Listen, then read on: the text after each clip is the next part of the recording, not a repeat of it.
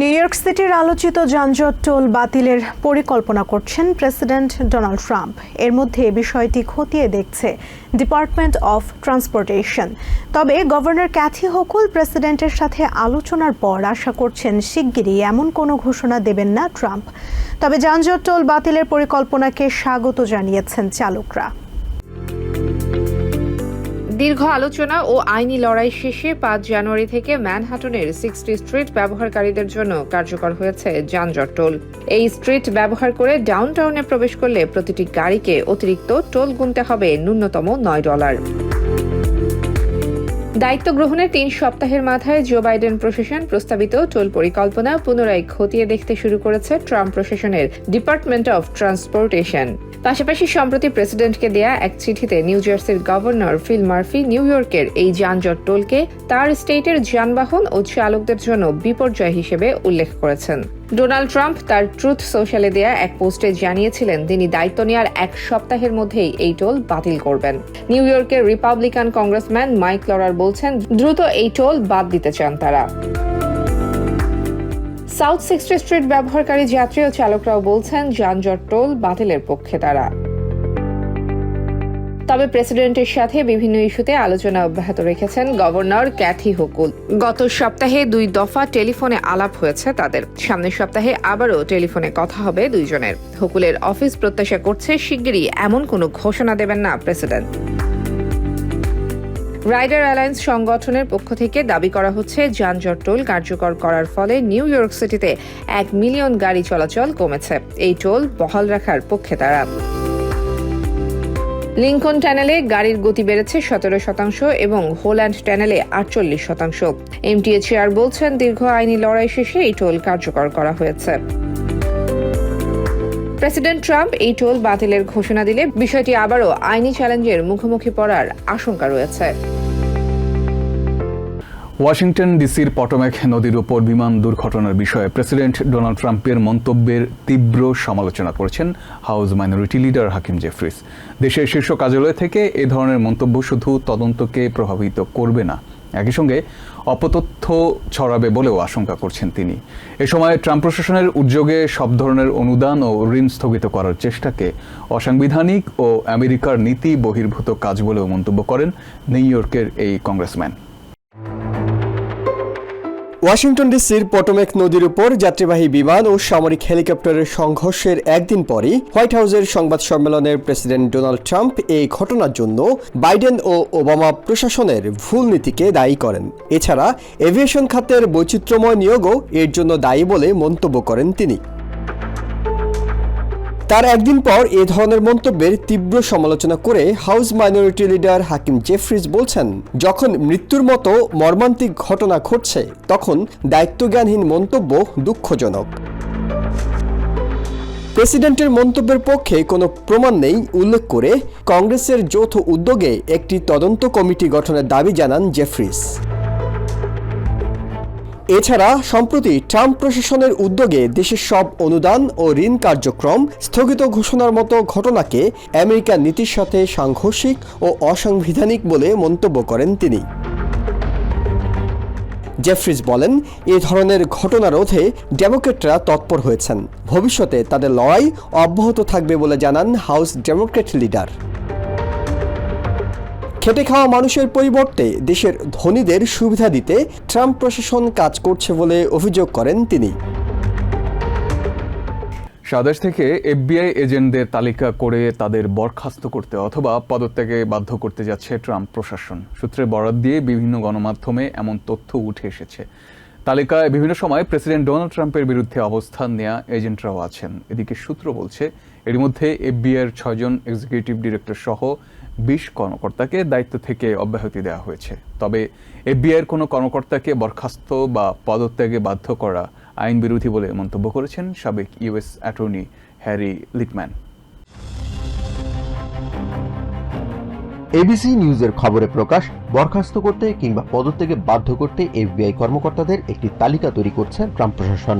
ABC news জানাচ্ছে 6 জানুয়ারি Capitol হিলে হামলা এবং প্রেসিডেন্ট ডোনাল্ড ট্রাম্পের বাড়ি থেকে গোপন নথি উদ্ধারের তদন্তে যেসব এফবিআই কর্মকর্তা স্পেশাল কাউন্সিল জ্যাক স্মিথকে সহযোগিতা করেছেন তাদের নামও তালিকাভুক্ত করা হচ্ছে।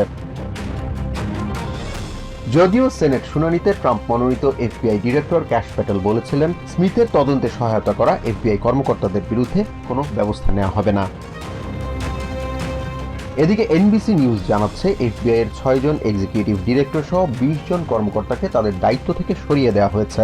এফবিআই এজেন্টস অ্যাসোসিয়েশনের বরাত দিয়ে এনবিসি নিউজ জানায় এফবিআই এজেন্টস অ্যাসোসিয়েশন ঘোষণা দিয়েছে রাজনৈতিক প্রভাবমুক্ত এফবিআইকে লক্ষ্য করে বিদ্বেষমূলক আচরণের বিরুদ্ধে তারা অবস্থান নেবেন। তারা মনে করেন তালিকা করে পদত্যাগে বাধ্য করা নীতিবিরুদ্ধ আচরণ। এদিকে এফবিআইকে ঢেলে সাজাতে ক্যাশ প্যাটেলের মতো যোগ্য ব্যক্তিকেই ট্রাম্প মনোনয়ন দিয়েছেন বলে জানান রিপাবলিকান সেনেটর জশ হাউলি। তিনি বলেন, গত 4 বছরে এফবিআই কর্মকর্তাদের কাজের হিসাব নেওয়া জরুরি হয়ে পড়েছে। সেনেটর হাউলি আরও জানান, 6 জানুয়ারি ক্যাপিটল হিলে হামলার সময় এফবিআই এর ভূমিকা কী ছিল সে সম্পর্কে দেশের মানুষ জানতে চায়।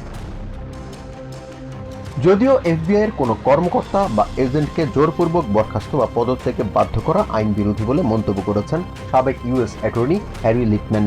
তিনি বলেন, জাস্টিস ডিপার্টমেন্টের নির্দেশ ছাড়া কোনো এফবিআই এজেন্ট কাজ করতে পারেন না। দায়িত্ব নিয়ে প্রশ্ন তোলার ক্ষেত্রে এফবিআই নয়, বরং জাস্টিস ডিপার্টমেন্টকে সবার আগে বিবেচনা করা উচিত বলেও মনে করেন তিনি। ফ্লোরিডার রিপাবলিকান গভর্নর রন ডিসেন্টিস বলেছেন, জননিরাপত্তার স্বার্থে দেশকে অবৈধ অভিবাসী মুক্ত করার বিকল্প নেই। দেশজুড়ে চলমান জোরালো অভিবাসী বিতরণ কর্মসূচিকে সমর্থন জানিয়ে তিনি বলেন, তার স্টেট থেকেও অবৈধ অভিবাসীদের বিতরণ করা হবে। এদিকে ডিপার্টমেন্ট অফ হোমল্যান্ড সিকিউরিটির সেক্রেটারি ক্রিস্টি নোম জানিয়েছেন, পর্যায়ক্রমে দেশের সব অবৈধ অভিবাসীকে বিতরণের পরিকল্পনা নিয়ে কাজ শুরু করেছেন তারা। অবৈধ অভিবাসীদের আইনি সুবিধা নিতে সাহায্য না করতে ডেমোক্র্যাট অধ্যুষিত শহরগুলোর রাজনীতিবিদ ও কর্মকর্তাদের সতর্ক করেন ডিএইচএস সেক্রেটারি। প্রেসিডেন্ট ডোনাল্ড ট্রাম্পের নির্দেশে দেশে কঠোরভাবে চলছে অবৈধ অভিবাসী গ্রেফতার অভিযান। এই অভিযানে অবৈধ অভিবাসীদের পাশাপাশি পরিচয়পত্র দেখাতে ব্যর্থ হয় অনেক বৈধ অভিবাসীও গ্রেফতার হচ্ছেন। ডোনাল্ড ট্রাম্প প্রেসিডেন্ট হিসেবে দায়িত্ব নেওয়ার পর 6,000-এরও বেশি অভিবাসীকে আটক করেছে immigration and customs enforcement ICE. গ্রেপ্তার আতঙ্কে জনমানব শূন্য হয়ে পড়েছে অনেক বাণিজ্যিক এলাকা, ক্ষতিগ্রস্ত হচ্ছে রেস্টুরেন্ট ব্যবসা। এমন পরিস্থিতিতে সব নাগরিককে সবসময় পরিচয়পত্র সঙ্গে রাখার পরামর্শ দিয়েছেন হোয়াইট হাউসের প্রেস সেক্রেটারি ক্যারোলাইন লেভিট। এদিকে চলমান পরিস্থিতিতে নিজের স্টেটের অবস্থান তুলে ধরতে সংবাদ সম্মেলন করেছেন ফ্লোরিডার রিপাবলিকান গভর্নর রন ডিসেন্টিস। তিনি জানান, জননিরাপত্তার স্বার্থেই দেশকে অবৈধ অভিবাসী মুক্ত করতে হবে। গভর্নর ডিসেন্টিস বলেন, স্টেটের বৈধ বাসিন্দাদের নিরাপত্তা নিশ্চিত করতে আপোষহীনভাবে কাজ করছে তার প্রশাসন। রিপাবলিকান এই গভর্নর জানান, দেশের মানুষ সীমান্ত সুরক্ষায় ডোনাল্ড ট্রাম্পের এজেন্ডাকে সমর্থন করেছে। তার স্টেটের বাসিন্দারাও কঠোর সীমান্ত নীতিকে সমর্থন করে। Secretary of homeland security Kristi Noem Fox নিউজকে জানিয়েছেন, অভিযানে আটক অবৈধ অভিবাসীদের মধ্যে অনেক ভয়ানক অপরাধীও রয়েছে। এদের সবাইকে দেশে ফেরত পাঠানোর আগে বন্দী রাখতে পর্যাপ্ত ব্যবস্থা করা হচ্ছে বলে জানান তিনি। ডিএইচএস সেক্রেটারি জানান, এরই মধ্যে নিউ ইয়র্ক সহ বিভিন্ন স্টেটের বৈধ বাসিন্দারা ফেডারেল সরকারের এই অভিযানকে সমর্থন জানিয়ে কৃতজ্ঞতা জানাচ্ছেন। ক্রিস্টি নোম জানান, 15 মিলিয়ন অবৈধ অভিবাসীর প্রত্যেককে পর্যায়ক্রমে দেশে ফেরত পাঠাতে কাজ শুরু করেছেন তারা। এই কাজের জন্য পর্যাপ্ত লোকবলের যোগান পেতে আইন শৃঙ্খলা বাহিনীর সাবেক কর্মকর্তাদেরকেও চুক্তিভিত্তিক নিয়োগ দেওয়ার পরিকল্পনার কথা জানান ডিএইচএস সেক্রেটারি। সেক্রেটারি নোম জানান, আইনি জটিলতার কারণে স্যাংচুয়ারি সিটিগুলোতে বিতরণ কর্মসূচি বাধাগ্রস্ত হচ্ছে। তবে বাকি শহরগুলোতে চালানো সফল অভিযানে দেশের মানুষের সমর্থনের কথা উল্লেখ করে তিনি বলেন, অপরাধীদের আশ্রয় দিলে দেশের মানুষের নিরাপত্তা যে শঙ্কার মুখে পড়ে তা এখন সবাই বুঝতে শুরু করেছে। গত ডিসেম্বরে দেশের সার্বিক মূল্যস্ফীতি ছিল 2.6%, যা এর আগের 7 মাসের মধ্যে সর্বোচ্চ। খাদ্য ও জ্বালানি খাতের পণ্যে মূল্যস্ফীতি হয়েছে আরও বেশি, 2.8%, যদিও ফেডারেল রিজার্ভের লক্ষ্যমাত্রা ছিল 2% মধ্যে ধরে রাখার। আমেরিকানদের জন্য 2024 সাল ছিল মূল্যস্ফীতির জন্য এক আতঙ্কের বছর। কোভিড মহামারীর পর থেকেই মূল্যস্ফীতি কমাতে হিমশিম খাচ্ছে ফেডারেল রিজার্ভ ব্যাংক। মাঝে কিছুটা নিয়ন্ত্রণে আসলেও বছরের শেষে এসে তা আবারও বেড়ে গেছে। আগের বছরের ডিসেম্বর মাসের তুলনায় 2024 সালের ডিসেম্বরে মূল্যস্ফীতি বেড়েছে 2.6%, যেখানে ফেডের টার্গেট ছিল তা 2% নামিয়ে আনা। মাঝে বিনিয়োগ বাড়ানোর জন্য মূল্যস্ফীতি কিছুটা নিয়ন্ত্রণে ফেড বেশ কয়েকবার সুদের হার কমায়, কিন্তু সম্প্রতি মূল্যস্ফীতি আবার লাগাম ছাড়া হবার লক্ষণ দেখা দিলে ফেডের সবশেষ সভায় ইন্টারেস্ট রেট কমানো হয়নি। তবে সুখবর, ডিসেম্বরে গড়ে আমেরিকানদের ব্যক্তিগত আয় বেড়েছে। এতেই চিন্তার ভাঁজ পড়েছে ফেড চেয়ারম্যান জেরম পাওয়েলের কপালে, যদিও তিনি এতে ভয়ের কিছু দেখছেন না। এদিকে মূল্যস্ফীতির আগুন হাওয়া দিতেই যেন হাজির হয়েছে প্রেসিডেন্ট ট্রাম্পের নতুন শুল্ক নীতি। শনিবার থেকেই কানাডা ও মেক্সিকোর পণ্যের উপর অতিরিক্ত 25% এবং চায়নার পণ্যের উপর 10% শুল্ক বসতে যাচ্ছে। অন্যদিকে অবৈধ অভিবাসীদের গণহারে বিতরণের ফলে দেশের পণ্য উৎপাদনও কমে আসার আশঙ্কা দেখা দিয়েছে। ফলে সহসা মূল্যস্ফীতি নিয়ন্ত্রণে আনা সহজ হবে না বলেই মনে করছেন বিশ্লেষকরা। ওয়াশিংটন ডিসিতে বিমান দুর্ঘটনার সময় দুজন এয়ার ট্রাফিক কন্ট্রোলার দায়িত্ব পালন করার কথা থাকলেও কাজ করছিলেন মাত্র একজন। এটা দুর্ঘটনার একটি কারণ হতে পারে বলে ধারণা করা হচ্ছে। এদিকে নিউ ইয়র্ক টাইমস প্রতিবেদনে দাবি করেছে, দুর্ঘটনার সময় সামরিক হেলিকপ্টারটি নির্ধারিত উচ্চতার চেয়ে বেশি উচ্চতায় উঠছিল বলেই বিমানটির ফ্লাইট রুটের মধ্যে চলে গিয়েছিল। এদিকে দুর্ঘটনার পর ক্রিস রাসলো KFA এর অ্যাক্টিং অ্যাডমিনিস্ট্রেটর হিসেবে দায়িত্ব দিয়েছেন প্রেসিডেন্ট ডোনাল্ড ট্রাম্প। স্মরণকালের ভয়াবহ এই বিমান দুর্ঘটনার পর এখনও উদ্ধার অভিযান চলছে। বুধবার রাতে ওয়াশিংটন ডিসির পটোমেক নদীর ওপরে মাঝ আকাশে একটি বেসামরিক যাত্রীবাহী বিমান ও একটি সামরিক হেলিকপ্টারের সংঘর্ষে 67 জন নিহত হয়। এই দুই আকাশযান পুনরুদ্ধার করতে শুক্রবারও চলেছে উদ্ধার প্রচেষ্টা। দুর্ঘটনা কবলিত আমেরিকান এয়ারলাইন্সের ওই বিমান থেকে ব্ল্যাক বক্স উদ্ধার করা হয়েছে বলে জানিয়েছেন তদন্তকারীরা। সামরিক হেলিকপ্টারের সঙ্গে সংঘর্ষের পর ওই বিমান কয়েক টুকরো হয়ে পোটোমেক নদীতে আছড়ে পড়েছিল। সংঘর্ষের কারণ জানতে বিমানের ফ্লাইট ডেটা রেকর্ডার ও ককপিট ভয়েস রেকর্ডের তথ্য সংগ্রহের কাজ চলছে। PSA এয়ারলাইন্সের শাখা সংস্থা পরিচালিত আমেরিকান এয়ারলাইন্সের এই ফ্লাইটে থাকা 64 জন যাত্রী এবং বিমান কর্মীর কেউই বেঁচে নেই। আর্মি UH-60 ব্ল্যাক হক হেলিকপ্টারে থাকা 3 জন কর্মীও নিহত হয়েছেন। দুটি আকাশযানই বুধবার রাতে রোনাল্ড রিগান ওয়াশিংটন ন্যাশনাল বিমানবন্দরের কাছে পোটোমেক নদীতে বিধ্বস্ত হয়েছে। সাবেক FFA air traffic manager Michael McCormick CNN-কে বলেন, দায়িত্বে অবহেলার কারণে এই ধরনের দুর্ঘটনা খুবই অপ্রত্যাশিত এবং দুঃখজনক। নিউ ইয়র্ক টাইমসের এক প্রতিবেদনে দাবি করা হয়েছে, এই সংঘর্ষ যখন ঘটে তখন একজন বিমান চলাচল নিয়ন্ত্রণকারী কাজ করছিলেন, যদিও বিমানবন্দরের টাওয়ারে 2 জন এয়ার ট্রাফিক কন্ট্রোলার কাজ করে থাকেন। তদন্তে জানা গেছে, দুর্ঘটনার রাতে একজন সুপারভাইজার দায়িত্বে থাকা 2 জন এয়ার ট্রাফিক কন্ট্রোলারের মধ্যে একজনকে শিফট শেষ হওয়ার আগেই ছুটির অনুমতি দেন। সাবেক ব্ল্যাক হক হেলিকপ্টার পাইলট এলিজাবেথ ম্যাককর্মিক CNN-কে বলেন, ভয়াবহ এই দুর্ঘটনার পেছনে 3টি সম্ভাব্য কারণ থাকতে পারে। এদিকে তদন্তকারীরা জানিয়েছেন, সংঘর্ষের পেছনে কারণ উদ্ঘাটনে তাদের সময় লাগবে। এভিয়েশন বিশেষজ্ঞরা বলছেন, দুর্ঘটনার কারণ বের করতে সময় লাগাটা খুব স্বাভাবিক বিষয়, তবে এই ধরনের অনাকাঙ্ক্ষিত দুর্ঘটনা এড়াতে আগাম ব্যবস্থা নেওয়ার কোনো বিকল্প নেই। কমার্শিয়াল এয়ারলাইন পাইলট এবং US আর্মি এভিয়েটরের সাবেক chief warrant officer Titus Sanders বলেন, ওয়াশিংটনের আকাশে সামরিক হেলিকপ্টার ওড়ানোর ক্ষেত্রে উচ্চতার সীমারেখা নির্ধারিত করা রয়েছে। তিনি বলেন, এই নিয়মের ব্যত্যয় ঘটাতেই এই ধরনের ভয়াবহ একটি পরিণতি দেখতে হলো। এদিকে ক্রিস রাসলাউকে ফেডারেল এভিয়েশন অ্যাডমিনিস্ট্রেশন FAA এর অ্যাক্টিং অ্যাডমিনিস্ট্রেটরের দায়িত্ব দিয়েছেন প্রেসিডেন্ট ডোনাল্ড ট্রাম্প। এর আগে ভয়াবহ এই দুর্ঘটনার জন্য তিনি জো বাইডেন ও বারাক ওবামা প্রশাসনের কর্মী বৈচিত্র্য, সমতা ও অন্তর্ভুক্তি নীতি DEI-কে দায়ী করেছিলেন। ওয়াশিংটন ডিসিতে বিমান হেলিকপ্টার সংঘর্ষে রিগান ন্যাশনাল এয়ারপোর্টে নিম্ন উচ্চতার অধিকাংশ হেলিকপ্টার ফ্লাইট বাতিল করেছে FAA। এদিকে উদ্ধারকৃত 3টি ব্ল্যাক বক্স থেকে তথ্য উদ্ধারে আশাবাদী ন্যাশনাল ট্রান্সপোর্টেশন সেফটি বোর্ড। শুক্রবার এক সংবাদ সম্মেলন থেকে NTSB সদস্য টড ইনম্যান এমন কথা জানিয়েছেন। ওদিকে এখন পর্যন্ত 41টি মৃতদেহ উদ্ধার করা হয়েছে, যাদের মধ্যে 28 জনের পরিচয় নিশ্চিত হওয়া গেছে। বিধ্বস্ত ব্ল্যাক হক হেলিকপ্টার থেকে 3 সেনা সদস্যের মৃতদেহ উদ্ধার করা হয়েছে বলে জানিয়েছে CNN। এভিয়েশন বিশেষজ্ঞরা বলছেন, আকাশযান দুটির সংঘর্ষের ঠিক আগ মুহূর্তে আর্মি হেলিকপ্টারের ভেতরে ঠিক কী ঘটেছিল তা জানতে পারলে দুর্ঘটনার প্রকৃত কারণ জানা যেতে পারে।